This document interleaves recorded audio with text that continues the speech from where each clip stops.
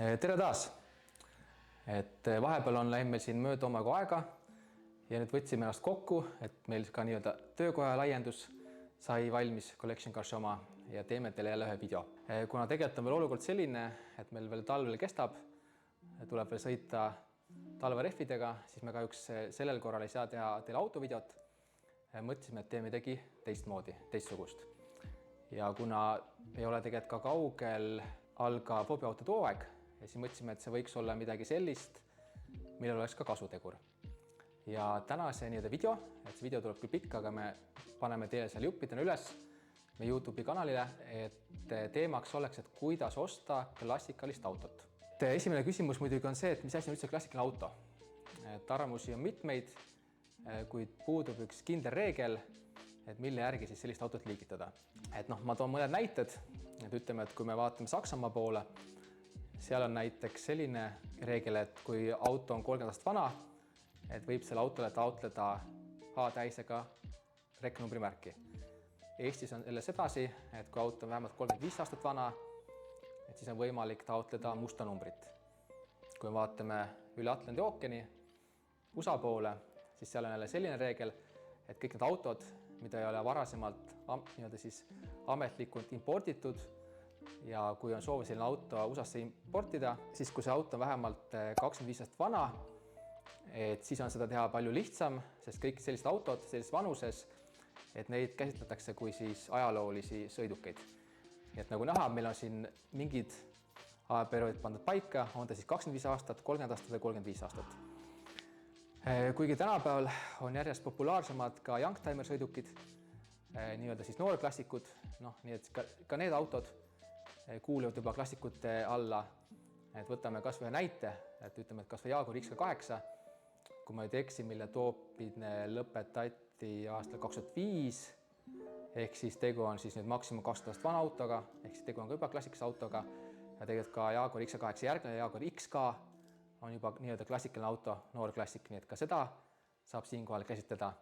Ja tegelikult, kui me tahame seda teemat nagu väga nii-öelda peensusteni ajada, siis tekib küsimus, võtame niisugune automark nagu Morgan, et läheme ajast tagasi 15 aastat ja kui me vaatame, kuidas need autosid veel siis tehti, terasraam, peale ehitati puidust kargass, mis kaeti kereplekkidega, et tegu oli küll uue autoga, mis tuli tehast välja, aga tegelikult oli ta juba iseloomult ikkagi juba uuena vana auto.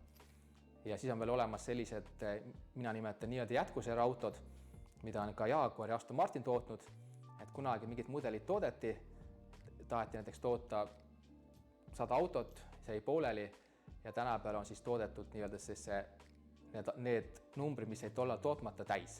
Muidugi väga kalli raha eest, aga need on tehtud võimalikult autentsed, nii et ka need tegelikult on nii-öelda vanad autod otse tehase väravast.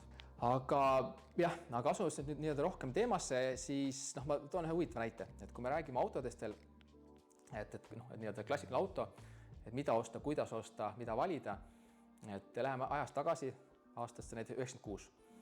Ja kui me mõtleme, mis autosid meie tänaval, ma toon teile 3 näidet. Üks auto oli siis V123 Mercedes, nimetame ta E-klassiks, kuigi E-klassi nimes ei tegelikult ametlikult alles V124, siis võtame V124 ja võtame siis uus E-klass, nii-öelda kurvasiline Mersu V210. Ja kui me autosid nagu vaatame, tollal oli, kuigi nende autode tootmisvahe ei olnud väga suur, kui ma ei eksi, siis V123, sedaankerega, siis ta läks 84 või 85 tootmist maha, tuli V124 peale, aga nagu näha, seal on 10 aastat natuke rohkem on vahe siis selle V123 ja V210 vahel.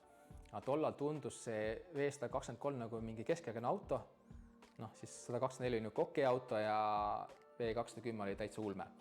Aga kui me tuleme ajas edasi, võtame näiteks praeguse E-klassi V214 ja selle 2 eelkäijat V213, V212, siis me näeme, et see vahe ei ole üldse, see kontrast ei ole üldse nii suur.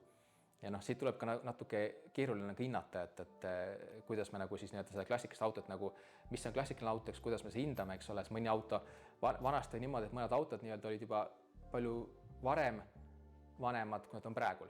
Ja ma isegi ütleks niimoodi, et aastal 2025 ei tundu V210 sedavõrd vana, kui tundus V123 aasta 96. Ehk siis meil on praegu umbes 30 aastat, 20-30 aastat, siis oli 10 aastat. Aga see on ka loogiline, kuna lihtsalt autod on nii palju edasi arenenud vahepeal, et just 90. aastatel, et see areng on nii suur. Ma toon näite lihtsalt, et kui võtame selle V123 Mersu, selle kõige võimsam variant tehasest oli 280e, millel oli siis, kui me 185 hobujõudu ja kiirendas 100-ni 9,7 sekundiga.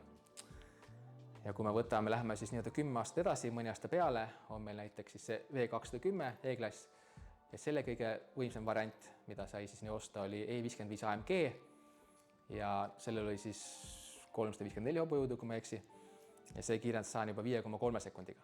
Ja seal siin ongi näha, et see vahe, et ütleme, et see kas või see V210, selline V210 korralik, et sellega oleks ka aasta 2025 ikkagi väga mugav sõita pikki vahemaid.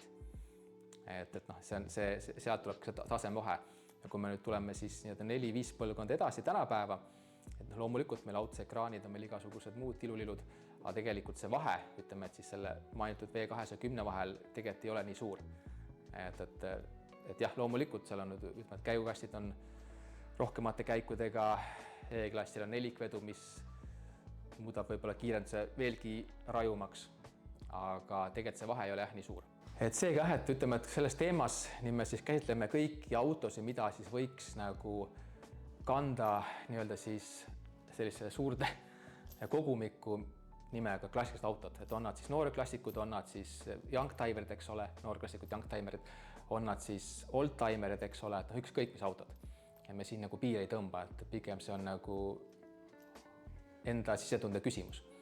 Et ütleme, et me räägime siis lihtsalt hobiautodest. Nüüd on, võib-olla võtaks liiguks edasi järgmise teemaga,